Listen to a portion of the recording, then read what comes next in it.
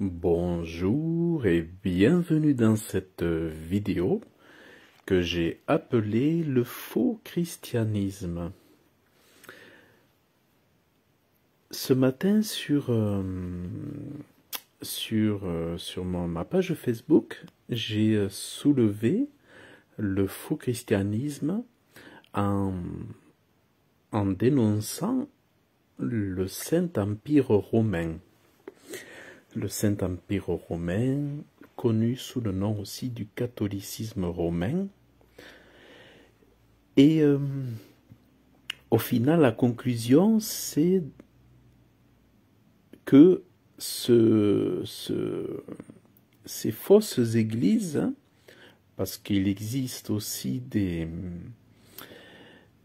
églises de Satan, hein, même du côté de chez Satan, on peut dire ouvertement, voilà, mon église, c'est l'église de Satan, mais ça reste Satan, et pourtant on l'appelle église. Mais la conclusion, c'est qu'au final, le faux christianisme a pour mission de cacher derrière lui, loin derrière lui, de masquer, d'invisibiliser le véritable christianisme. Donc, toute la ruse du diable, c'était de faire en sorte que ceux qui rechercheraient Dieu, eh bien, soient emportés dans le faux christianisme et ces fausses églises, dans une imitation de la véritable église. Donc ça, c'est toute la ruse de Satan. C'est pour ça que, en effet, c'est lui qui est à l'origine de la création du Saint-Empire romain. Et évidemment, c'est lui qui règne sur le Vatican. Et c'est au Vatican que c'est connu pour les sorciers. C'est connu que toutes les sorcelleries, toutes les routes mènent à Rome.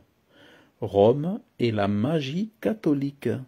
Donc c'est vraiment très intéressant parce que, en plus de cacher le vrai christianisme, elle est forte, elle est rusée pour cacher sa magie. Donc c'est-à-dire que sous son apparence de christianisme, elle cache toute sa magie. Or, sa magie est extrêmement efficace, envoûtante pour ceux qui tombent dans son aveuglement. Et la force de cet envoûtement, ce sont des esprits qui sont derrière et qui font que les gens sont aveuglés, si bien qu'eux-mêmes se convainquent d'être dans la vraie Église, alors qu'ils sont dans une imitation du christianisme. Le Saint-Empire romain s'impose au peuple, aux nations, comme étant l'Église de Dieu, alors que absolument pas. D'ailleurs, quiconque aura l'amour de la parole de Dieu saura observer, ça saute aux yeux, que toutes les doctrines, toutes les paroles professées par les évêques et les curés sont en opposition diamétralement opposée aux enseignements de Jésus, aux enseignements des apôtres et aux enseignements de Dieu. On est totalement en contradiction. Donc, il n'y a rien de plus diabolique. Mais il y a une force, une puissance dans l'air, dans l'esprit de l'air, qui fait que la tradition, la coutume, les doctrines imposent sur le bon sens. Donc la tradition sont comme un envoûtement pour aveugler le bon sens des gens et des foules et des peuples. Voilà, en fait, c'est ça. Et mais voilà, ce que je voulais vraiment dire, c'est que ce faux christianisme est promu par les célébrités, des personnalités dans les nations. Voilà. Ce faux christianisme est promu par des personnes qui sont dans les télévisions, sur les grands écrans, par des personnalités haut placées, par des hommes politiques. Il est connu que Bill Gates, non pas Bill Gates, Bill Clinton, soi-disant, se dit chrétien. Voilà, il se dit chrétien. Donc il se dit chrétien, et en plus il se dit même de l'église, lui il se dit même pas de l'église catholique, il se dit de l'église évangélique ou protestante. Mais ce qu'il faut comprendre, c'est que le faux christianisme, il se propage, il se glisse aussi dans toutes les autres dénominations. Par exemple, on voit aussi que dans le protestantisme, il y a infiltration. Et c'est logique, puisque toutes choses peuvent être souillées de l'intérieur. Les infiltrations, on ne peut pas les empêcher. C'est très difficile à moins d'être extrêmement virulent. C'est relativement difficile, et d'ailleurs, Dieu l'autorise, puisque même Jésus a autorisé Judas à faire partie de son équipe.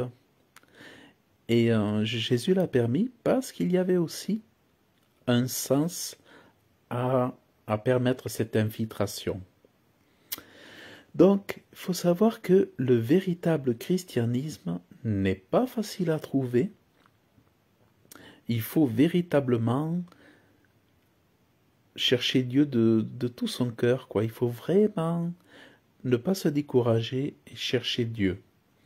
Parce que on nous présente toujours du faux christianisme avec, je l'avais présenté aussi sur une de mes publications avec Ofra, je ne sais plus comment elle s'appelle, une Windley, ou une grande présentatrice de télévision américaine qui parle d'un Jésus, mais en fait c'est un faux Jésus. Donc il y a des fausses églises pour présenter un faux christianisme. Il y a des gens qui parlent d'un Jésus, mais c'est un autre Jésus. C'est un Jésus de la franc-maçonnerie. Il faut savoir qu'aux États-Unis, lorsqu'on impose les mains sur la Bible, en fait, il faut savoir que c'est une Bible franc-maçonne. Les hommes politiques, ils posent la Bible la main sur une Bible franc-maçonne, et cette Bible, ce n'est pas la Bible de Dieu, du Dieu saint. Voilà. Et il faut savoir que la plupart de tous les présidents américains sont autorisés à être présidents parce qu'ils sont du 32e au 33e grade de la franc-maçonnerie. Et c'est pour ça qu'ils posent les mains sur une Bible franc-maçonne. Mais ils vous diront qu'ils sont chrétiens. Comme Donald Trump, par exemple, qui parlait d'un Jésus, mais c'était un autre Jésus.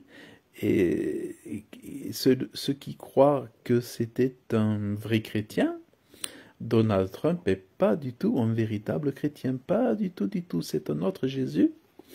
Et voilà. Donc ces gens-là sont plutôt dans la franc-maçonnerie et tout ça. Donc attention au faux christianisme. Et moi je sais que c'est pareil quand je cherchais Dieu. J'avais du mal à savoir où aller, mais heureusement Dieu avait mis sur ma route des gens qui m'ont guidé pour commencer par aller dans une véritable petite église de ville, dans une petite ville, et qui m'ont permis d'arriver jusque dans une petite église sympathique où j'ai véritablement pu observer, voir des véritables chrétiens qui, eux, avaient connu la nouvelle naissance, et c'est parmi eux que j'ai pu enfin me dire, ça y est, j'ai trouvé l'endroit où je dois être, et c'est grâce à cet endroit que je vais pouvoir m'aider pour trouver Dieu et moi aussi être transformé. Parce que lorsque tu t'approches de Dieu, tu as aussi ce désir de changement, de sortir de la saleté, de la boue du monde, du mensonge du monde, et parce que tu es convaincu que si tu trouves Dieu, tu trouves la vérité. Et en effet, quand tu trouves Dieu, que tu connais la nouvelle naissance, lorsque tu vis cette opération chirurgicale venue du ciel, donnée par Dieu, eh bien tu entres en contact avec Jésus-Christ, avec l'Esprit Saint, avec l'Esprit de Jésus. Et Jésus, il est lui-même le chemin, la vérité et la vie. Et il est celui qui, en te faisant sortir du péché, il te fait sortir du mensonge, il te lave, il te purifie, et il change, il transforme, il révolutionne ton mode de vie. Mais tout faux christianisme ne va opérer aucun changement sur les individus. Le faux christianisme ne va créer que des païens. Le faux christianisme, le Saint-Empire romain ne va engendrer que des païens qui auront des rituels, des manies, aller à la messe, écouter des beaux discours dans une belle cathédrale, rencontrer des amis, faire des sacrements, des rituels. Mais tout cela ne les transformera jamais.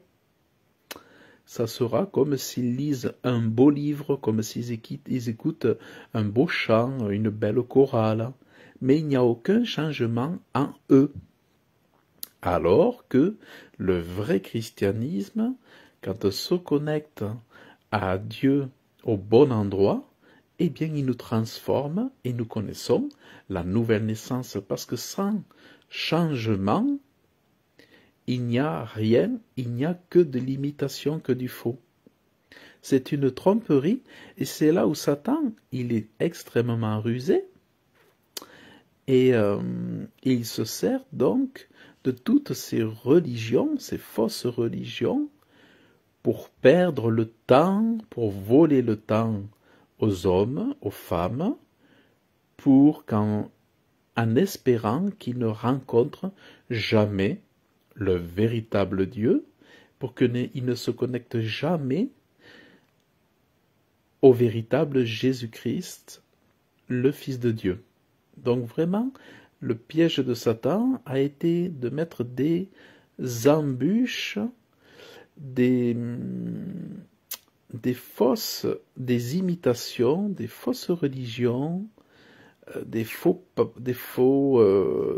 évêques, des fausses doctrines, des fausses apparitions, des faux anges, des fausses révélations pour ensorceler, endormir, tromper les hommes, les femmes, et faire en sorte qu'ils meurent sans rencontrer, sans connaître le véritable Dieu et le véritable christianisme, celui qui sauve l'homme du péché, de la mort, et qui permet à l'homme d'aller au paradis. Voilà. Donc, toutes ces choses qui ne mènent pas au paradis et qui ne donnent pas de transformation de l'homme, de changement, faute de nouvelle naissance, est vaine, inutile et trompeuse. On est en train de suivre, on est juste en train d'aller faire présence dans un milieu associatif. C'est un peu comme si on allait faire du bridge, faire des échecs, faire du sport, faire de la nage, faire de la promenade, mais toutes ces choses, faire des rencontres, rencontrer des amis, aller danser, mais toutes ces choses sont vaines et ne conduisent pas au ciel. Ces choses ne transforment pas. Là où il n'y a pas de transformation, là où il n'y a pas d'évolution, là où il n'y a pas de changement dans le caractère, dans les habitudes, par la connexion avec Dieu, il n'y a pas de nouvelle naissance. Eh bien tout ça, c'est une imitation, c'est une tromperie. Voilà. Puisque quand on est connecté avec Dieu, on finit par ressembler à Dieu, à revêtir la douceur, la tempérance, le calme, la bonté, la bienveillance, la générosité, la miséricorde. Et c'est ce qu'on appelle les fruits de l'esprit. Ce sont les fruits du Saint-Esprit qui sont communiqués à nous. Et c'est ça qui fait que nous soyons différents. Et c'est ça qui fait que nous refusons les compromis. Est-ce que tu veux boire? Est-ce que tu veux fumer? Est-ce que tu veux aller danser avec moi? Eh bien là, on va répondre non. Est-ce que tu veux te droguer? Non. Est-ce que tu veux dormir avant le mariage? Non. Est-ce que tu veux toutes les choses qui sont dans le monde? Au lieu de dire oui, on va dire non, non, non, non. Est-ce que tu veux mentir? Non. Je suis enfant de Dieu, je suis fils de la vérité. Je dis non au mensonge. Donc, de façon générale, le véritable chrétien va être un opposant, il va contester, il va protester contre le mensonge, il va protestant contre la fausse doctrine, et il va dire non en s'opposant au mal et en étant un exemple dans ses lieux de travail, dans ses lieux familiaux. Il va faire la différence. Il sera un témoignage pour la gloire de Dieu. Voilà. Donc voilà, je vous renouvelle cette vigilance pour trouver, discerner le faux christianisme et en sortir vite. C'est possible, demandez l'aide de Dieu, de vous sortir du faux christianisme et de ses mensonges, afin que, avant votre mort, vous puissiez vous connecter à Dieu véritablement en vous assurant que Dieu est bien avec vous. C'est tellement important. Et que vous puissiez être au bénéfice du sacrifice de Jésus-Christ, de la mort de Jésus-Christ à la croix pour vous, et de l'efficacité de son sang, car passer à côté de cela, c'est passer à côté du paradis, et c'est passer à côté de la vie éternelle. Donc assurez-vous d'être au bon endroit. Que Dieu vous bénisse abondamment.